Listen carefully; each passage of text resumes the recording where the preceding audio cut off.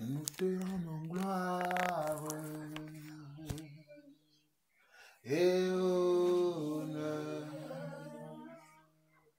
Nous levons nos mains et te louons en exaltant ton saint nom. Nous te rendons gloire et honneur. Nous levons nos mains et te louons en exaltant ton saint nom, car tu es grand. Seigneur, tu fais des miracles, nul n'est comparable à toi. Nul n'est comparable à toi, car tu es grand. Seigneur, tu fais des miracles, nul n'est comparable à toi. Nul n'est comparable à toi. Nous te rendons gloire et honneur. Nous levons nos mains et te louons en exaltant ton saint nom. Nous te rendons gloire et honneur. Nous levons nos mains et te louons en exaltant ton saint nom, car tu es grand. Seigneur, tu fais des miracles, nul n'est comparable à toi. Nul n'est comparable à toi, car tu es grand. Seigneur, tu fais des miracles, nul n'est comparable à toi. Nul n'est comparable à toi. Oui, nul n'est comparable à toi. Alléluia, alléluia. Éternel notre Dieu, nous voulons te bénir, nous voulons te rendre grâce encore. Nous, la famille, là où sommes, Seigneur Dieu, réunis encore ce soir dans cette pièce comme d'habitude. Papa, nous voulons te bénir, nous voulons te rendre grâce parce que tu as protégé chacun d'entre nous, parce que tu as veillé sur nous tout au long de la semaine qui s'est achevée. Et il y a une nouvelle semaine qui a encore démarré depuis ce matin. Merci Seigneur parce que tu pourvois également à nos besoins. Tu pourvois, Seigneur Dieu, à notre manger, à notre boire. Tu ne nous as jamais, Seigneur Dieu, laissé tomber. Tu es toujours là avec nous. Tu es là tous les jours avec nous et tu nous conduis, Seigneur Dieu, selon, Seigneur, ta parole, Papa. Seigneur, nous voulons te dire merci encore pour cette maison qui nous abrite. Nous voulons te dire merci encore, Seigneur Dieu, pour tout ce que tu fais dans notre vie, ce que tu fais que nos yeux ont déjà vu, que nos mains ont déjà touché, et ce que tu fais que nos yeux n'ont pas encore vu, que nos oreilles n'ont pas encore entendu, que nos mains n'ont pas encore touché. Nous te disons déjà merci pour toutes ces choses. À présent, Papa, nous allons maintenant méditer ta parole, nous allons encore écouter ta parole, parce que nous savons que dans ta parole, il y a de la sagesse, il y a de l'intelligence, et nous voulons apprendre de toi. Viens, Seigneur Dieu, rester avec nous, demeurer avec nous, commencer avec nous et terminer avec nous, afin qu'à la fin de ce petit moment que nous allons partager ensemble, que nous puissions retenir quelque chose qui va encore nous faire grandir dans ta volonté, dans ta parole, et surtout afin que nous puissions te connaître encore davantage. Merci Papa, merci pour ce moment, au nom de Jésus-Christ. Amen. Amen. Si quelqu'un d'autre veut prier, prie.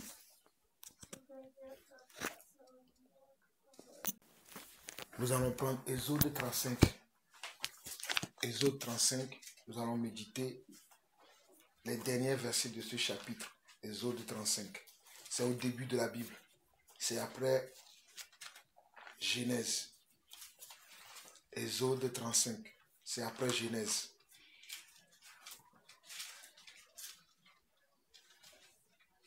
Nous allons lire du verset 30 au verset 35. Exode 35, verset 30 au verset 35. Exode 35, verset 30 au verset 35. Je lis la parole du Seigneur.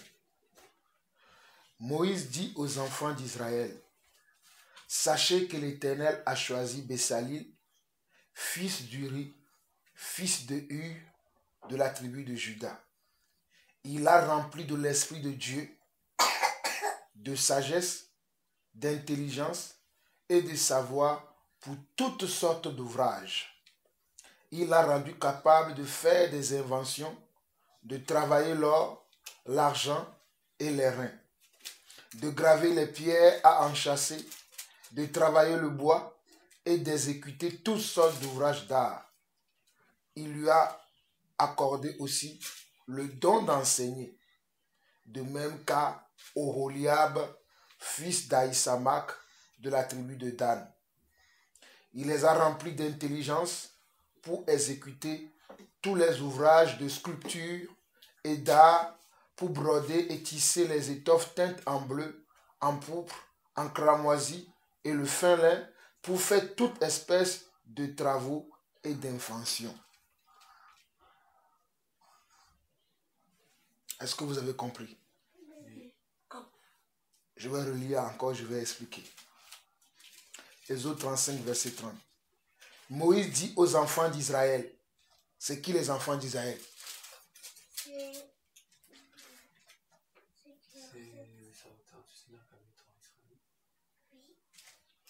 C'est qui les enfants d'Israël? C'est Israël. Hein? C'est des Israélites. Voilà, c'est simple. Les enfants d'Israël, ce sont les Israélites. Ce sont la descendance de qui? D'Abraham, voilà. Ce sont la descendance d'Abraham, tout court. Donc, Moïse dit aux enfants d'Israël, sachez que l'Éternel a choisi Bessalil, fils d'Uri, fils de Hur, de la tribu de Juda. Il a rempli de l'Esprit de Dieu. Donc, Moïse est en train de s'adresser à qui?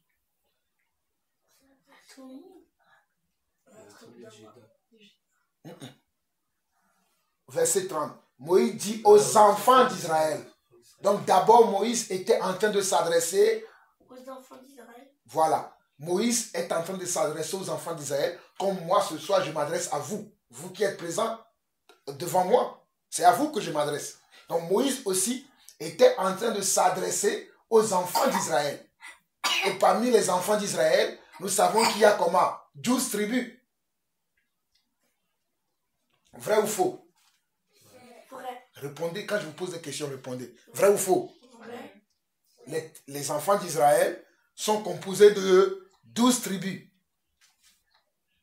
Vous les connaissez, les tribus là? Oui. Qui peut m'en citer un?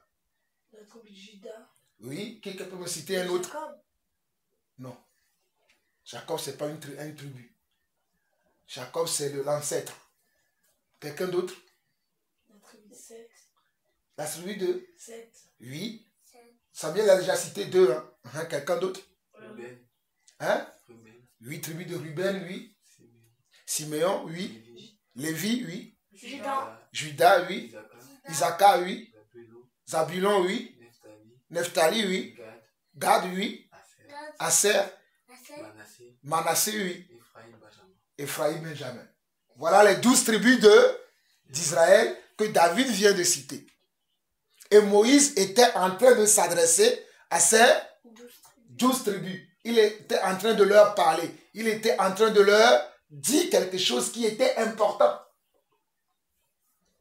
Parce que dans le verset 30, on nous dit, Moïse dit aux enfants d'Israël, sachez que l'Éternel a choisi Bessalil.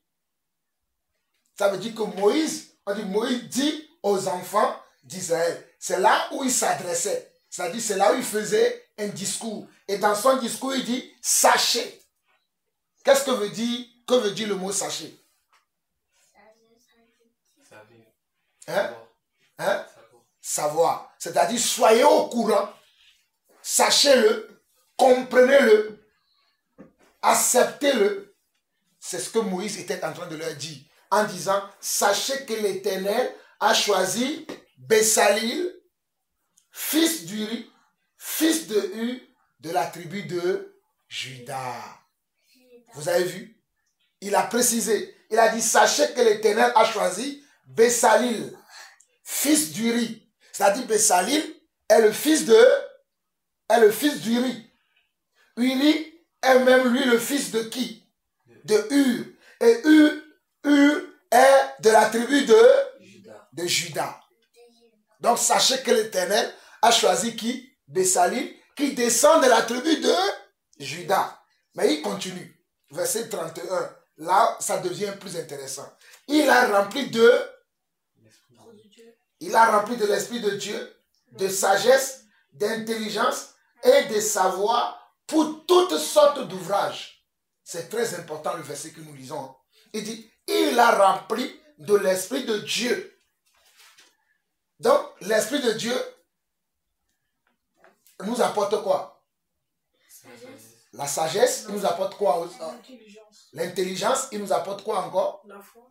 Il nous apporte le savoir. Il nous apporte quoi? La foi. Il nous apporte aussi la foi. Donc, mais ici précisément, on nous précise que l'Éternel a rempli Bessalil de l'Esprit de Dieu, de sagesse, d'intelligence et de savoir pour toutes sortes d'ouvrages. Pour toutes sortes d'ouvrages. Donc, toutes sortes d'ouvrages qui existaient à l'époque là, à l'époque des enfants d'Israël, c'est-à-dire l'ouvrage qui concernait le tabernacle, qui concernait le temple, qui devait être construit, Dieu avait mis de l'intelligence dans qui? Dans Bessalil. Non seulement il a mis de l'intelligence en lui, il a mis la sagesse en lui, et il a mis le savoir-faire en lui, afin qu'il puisse exécuter toutes sortes d'ouvrages. C'est-à-dire que Bessalil pouvait construire tout le plan du sanctuaire, du tabernacle. Il était capable, lui seul, de pouvoir conceptionner comment les poteaux qui vont soutenir la maison de Dieu. Il était capable, lui seul, parce que le plan, Dieu l'avait donné comment? À Moïse. Le plan du sanctuaire, Dieu l'avait déjà révélé comment? À Moïse. Comment le sanctuaire devait être construit, Dieu l'avait déjà montré à Moïse. Est-ce que vous savez ça ou pas? Oui. Vous le savez? Oui. Que Dieu avait déjà montré comment on devait construire le tabernacle, quelle distance, à quel stade, tout le contour, comment ça doit être. Le plan tout fourni avait été déjà montré à Moïse. Mais Moïse ne pouvait pas le faire tout seul. Il avait besoin de comment? Il avait besoin d'aide. Il avait besoin des gens qui doivent l'aider dans cette mission que Dieu lui a confiée. Et comme il avait besoin de personnes qui devaient l'aider dans cette mission, Dieu lui a montré également les personnes qui devront l'aider. Voilà pourquoi il vient maintenant informer qui?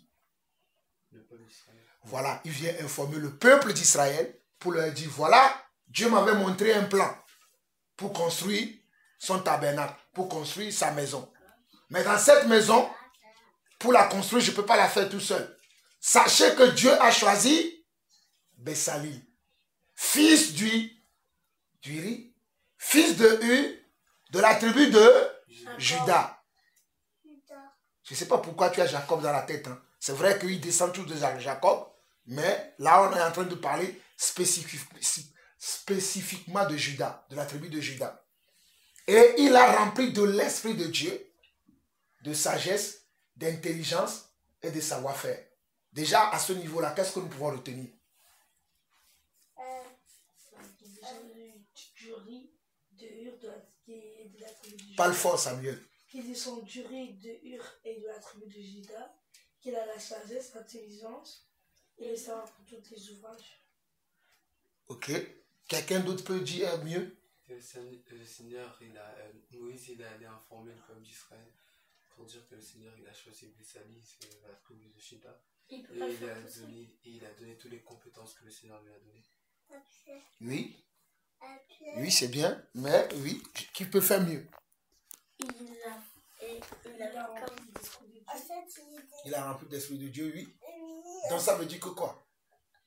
Le Seigneur, il a choisi. Attends. On dit que Dieu l'a rempli de l'esprit de sagesse, d'intelligence et de savoir-faire. Ça, vous avez cité. Donc, ça, qu'est-ce que ça signifie? Que le Seigneur lui a donné les dons et les talents. Que le Seigneur lui a donné les dons et les talents. Donc, les dons et les talents viennent de qui? Du Seigneur. Du Seigneur. Voilà, c'est ce que j'aimerais attendre. Les dons et les talents viennent de Seigneur. Viennent du Seigneur. N'oubliez jamais ça. Les dons et les talents viennent du Seigneur. Les dons, ce sont encore les compétences que nous avons. Ce sont encore la connaissance que nous avons. Ce sont les savoir-faire que nous avons. Mais ça vient d'où? Voilà, ça vient du Seigneur. Parce qu'on a vu au verset 31 que le Seigneur lui l'a rempli de comment? De l'Esprit de Dieu.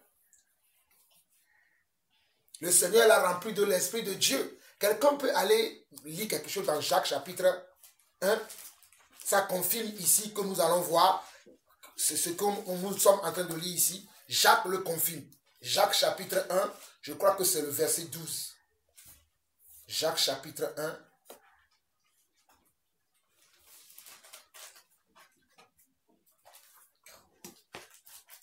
Jacques chapitre 1.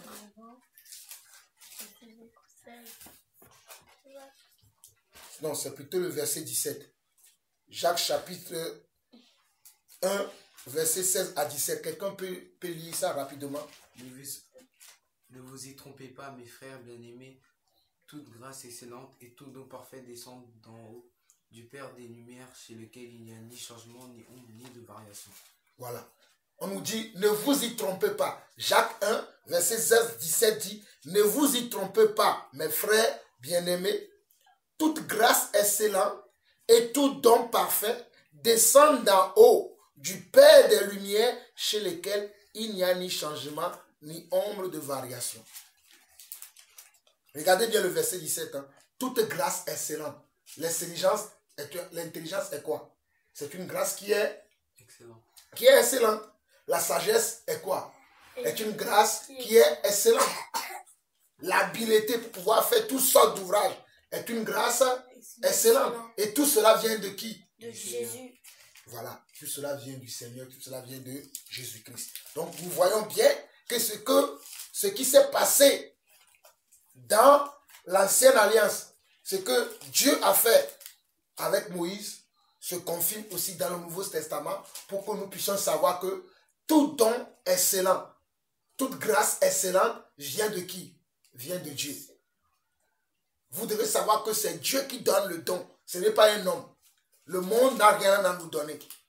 Même si dans le monde nous allons à l'école, nous étudions, mais tout don parfait, toute grâce excellente, toute connaissance parfaite, toute sagesse parfaite vient de qui? Du Seigneur. Ça vient du Seigneur.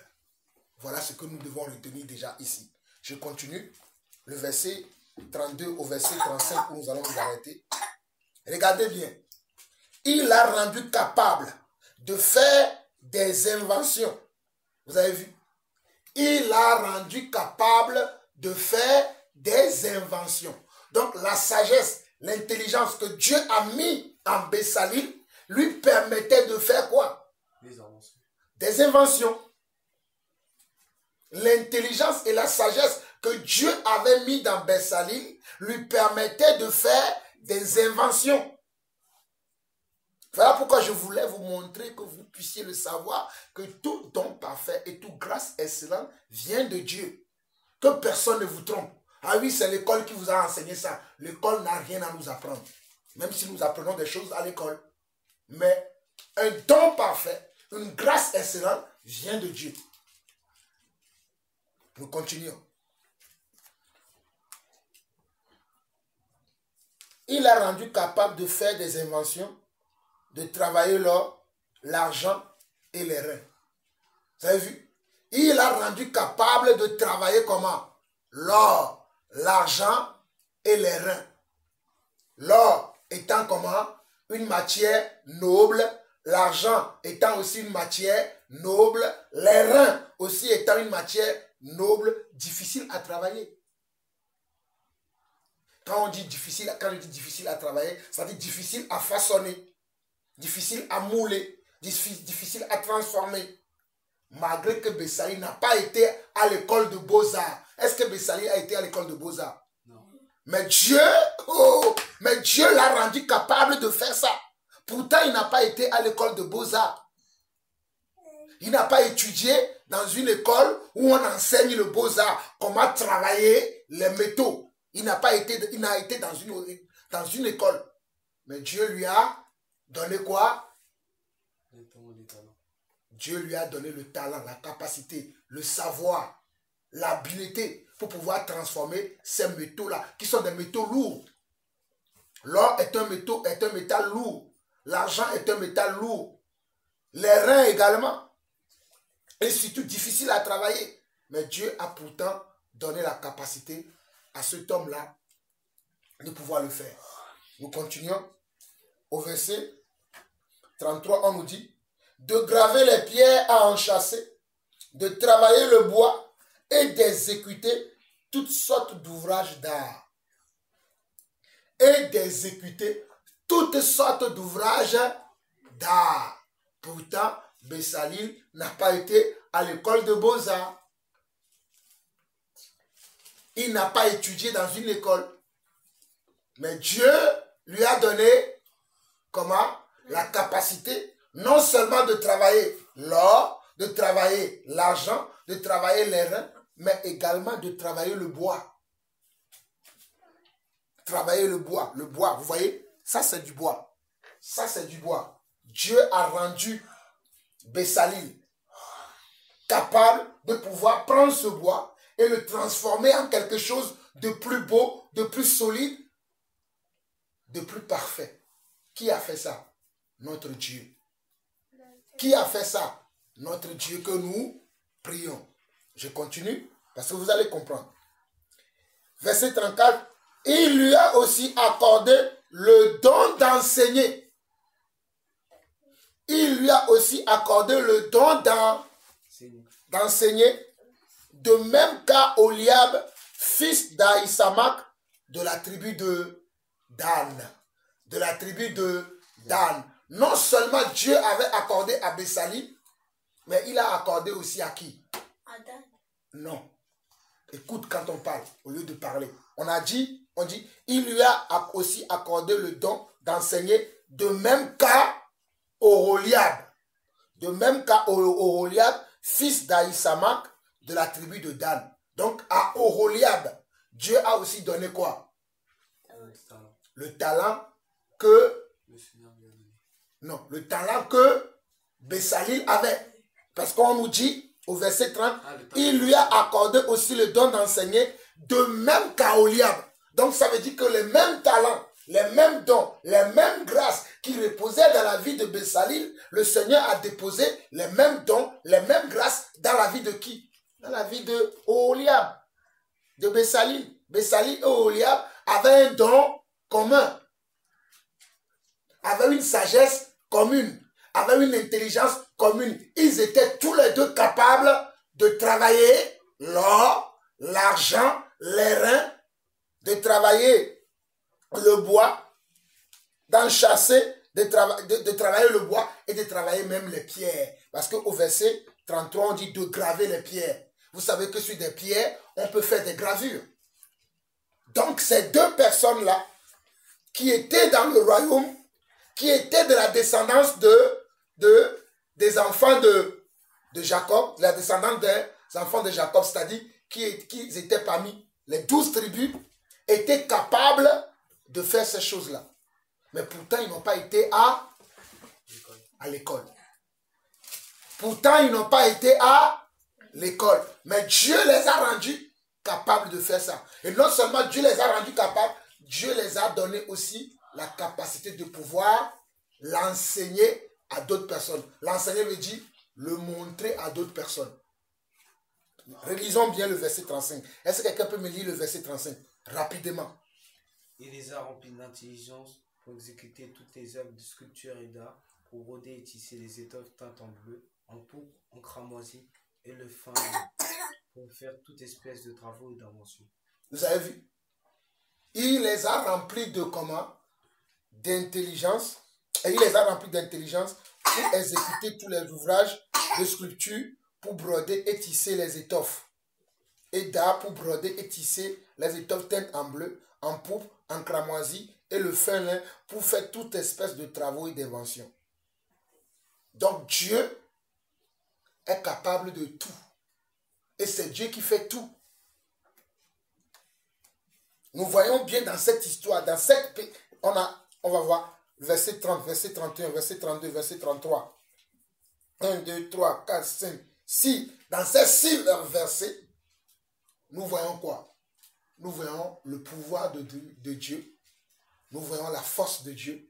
Nous voyons la capacité de Dieu. Nous voyons la sagesse de Dieu. Nous voyons l'intelligence de Dieu. Nous voyons la suprématie de Dieu. Nous voyons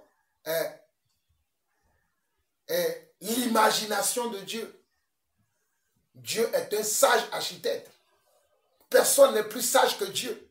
Personne ne peut égaler la science de Dieu. Parce que par ces 6 versets, nous voyons que ces hommes-là, qui n'ont pas été à l'école, qui n'ont pas fait les grandes écoles comme que nous voyons dans le monde aujourd'hui, les grandes écoles de sculpture, les grandes écoles d'art, ces hommes-là ont été dans cette école? Non, mais ils étaient capables d'accomplir des choses merveilleuses. Et qui leur a rendu capables? Dieu les a rendus capables.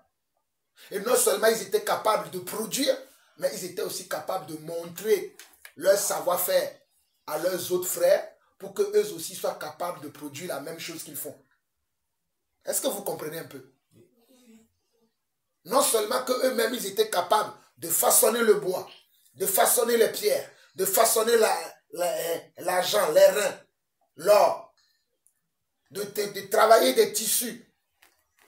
Mais ils étaient capables aussi de le montrer à d'autres personnes pour que les autres personnes aussi puissent le faire. Vous voyez comment Dieu est puissant? Comment Dieu est grand?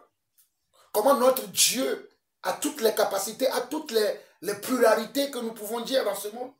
Il sait tout. Voilà pourquoi la Bible dit au commencement était Dieu. La parole était Dieu. La parole était Dieu. La parole était avec Dieu et la parole était Dieu. Et qu'en elle, regardez bien, c'est là où on va finir. J'aimerais simplement que vous sachiez ça, que c'est notre Dieu qui crée tout. Personne ne crée quelque chose. C'est notre Dieu. Même si quelqu'un dans ce... Jean chapitre 1. Jean chapitre 1. Quelqu'un me lit du verset 1 jusqu'au verset 4 rapidement. Ne traînons pas. Jean 1, verset 1 au verset 4. Au commencement était la parole. Fort, Et oui. la parole était avec Dieu. Et la parole était Dieu. Elle était au commencement avec Dieu. Toutes choses ont été faites par elle. Et rien de ce qui a été fait n'a été fait sans elle. En elle était la vie, et la vie était la lumière des hommes. Vous avez vu? Dans Jean 1, le verset 1 au verset 4, il est écrit, au commencement était la parole. Et la parole était avec Dieu, et la parole était Dieu. La parole était lui-même Dieu. Elle était au commencement avec Dieu. Toutes choses ont été faites par elle. Toutes choses ont été faites par elle, veut dire, toutes choses ont été faites par la parole. Mais la parole, c'est qui? C'est Dieu. Donc, toutes choses ont été faites par Dieu. Et rien de ce qui a été fait n'a été fait sans elle. Et rien de ce qui a été fait n'a été fait sans elle. Donc, que quelqu'un ne vienne vous dire que non, le monde descend du singe, nous descendons du singe, ce sont les scientifiques qui ont créé ceci. Nous avons la preuve ici que c'est Dieu qui a tout, c'est Dieu qui a tout créé. Nous n'allons pas discuter avec ces gens parce qu'ils ne vont pas comprendre, mais nous autres, nous comprenons, nous rendons grâce à Dieu. Et le verset 4 dit, en elle était, et la vie était la lumière des hommes. Voilà pourquoi Dieu a mis cette lumière dans Bessalil et il l'a mis aussi dans Oliab. Si nous retournons dans Exode 35, là où nous étions, du verset 30 au verset 36, au verset 35 plutôt, on a vu que Moïse a dit, sachez Regardez, vous voyez le thème que Moïse emploie. Sachez que l'Éternel a choisi.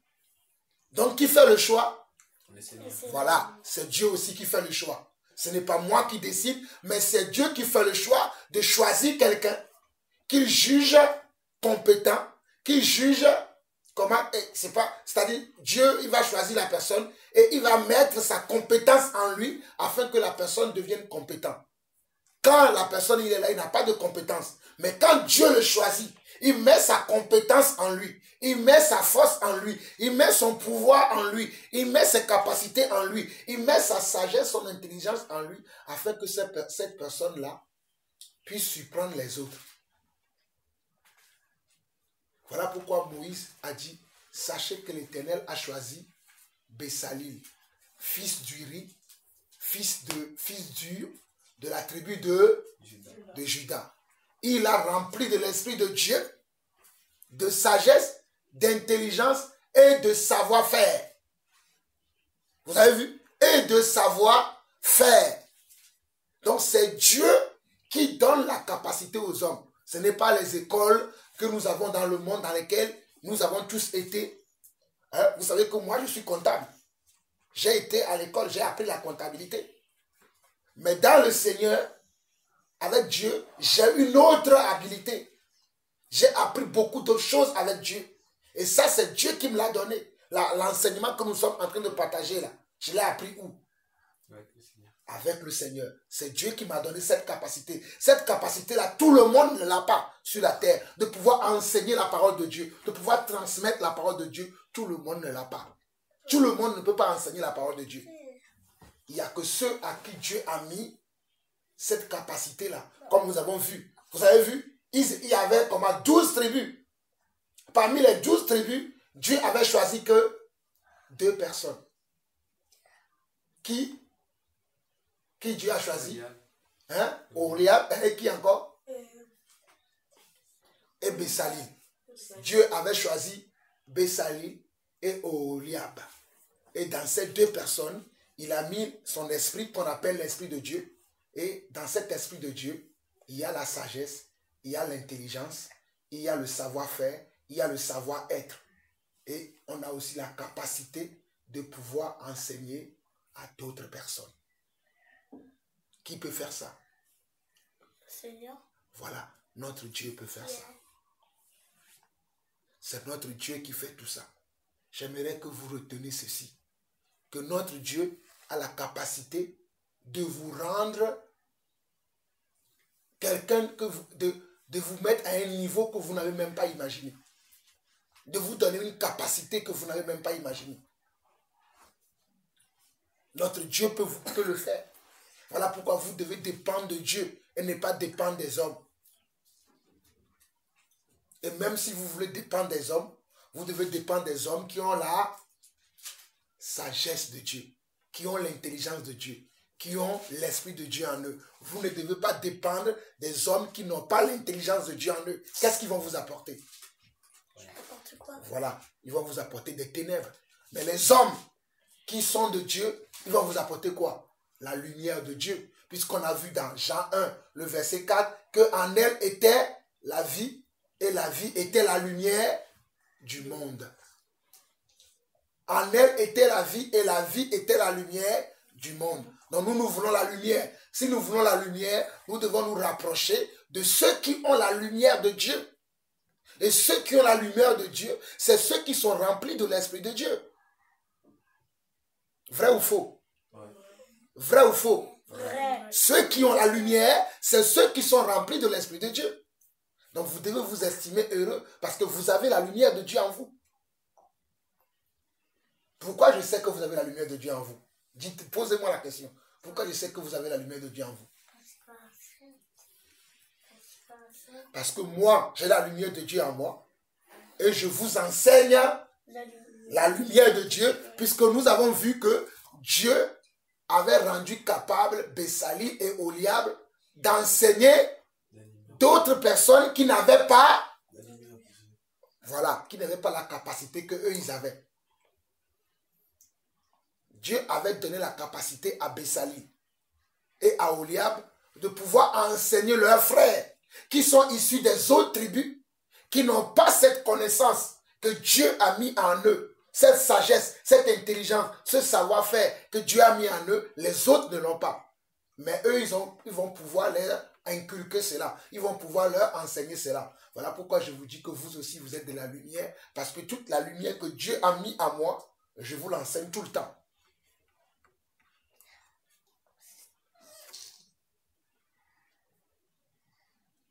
Vous voyez, vous comprenez maintenant? Et je sais que vous aussi, vous allez l'enseigner à vos enfants.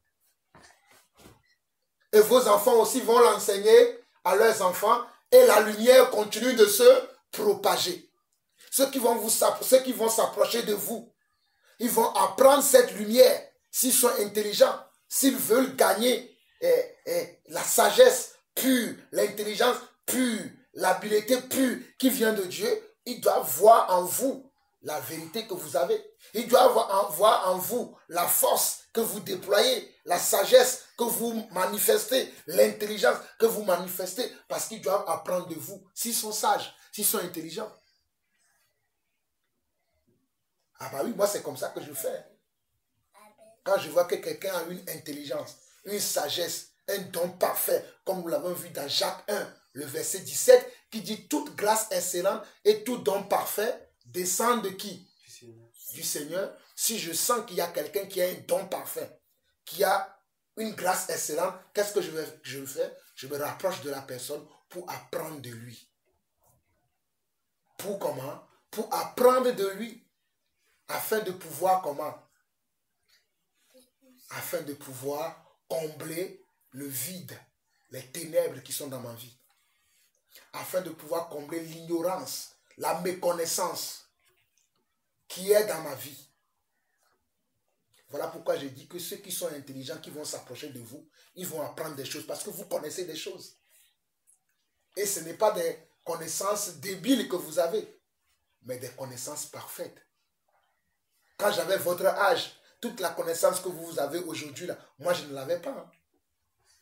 Mes parents ne m'ont pas enseigné comme moi je vous enseigne aujourd'hui. Ils étaient loin de la vérité. Estimez-vous heureux que vous, à votre âge, à votre niveau, vous avez toute cette sagesse, toute cette connaissance qu'on partage avec vous tout le temps. Estimez-vous heureux. Et n'oubliez pas que c'est notre Dieu qui a la sagesse, qui a l'intelligence, qui peut enseigner, et c'est lui qui enseigne toujours. Les hommes de ce monde n'ont rien à nous donner. Mais Dieu a tout nous donné, puisque tout lui appartient. C'est lui qui a créé toutes choses. Donc si nous dépendons de lui, nous aurons une vie meilleure et nous accomplirons de grandes choses pour la gloire de son nom. Vrai ou faux? Ouais. Qui dit Amen? Amen. Qui veut ça? Amen. Tout le monde veut ça. Nous rendons grâce à Dieu. Donc c'est ainsi, nous avons fini. Nous allons prier pour clôturer.